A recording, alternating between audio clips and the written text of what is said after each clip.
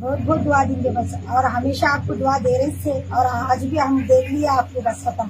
इतना आप हमारा ख्याल करके घर बैठे राशन को भेजाए, बस हम भी परेशान थे बच्चों में, बस आपकी तरफ से हमारे बच्चे भी खुश है, खातिर के आपको दुआ देंगे बस, आप कुछ भी। या जो हमारे पास जो है ना बड़े यहाँ पे आपके, उनके तरफ से भी हमको मिला, उनका भी शुक्र अदा है, और आपका भी शुक्र गुजार है, बस आपको अल्लाह सेहत दे बस मेरे मालिक।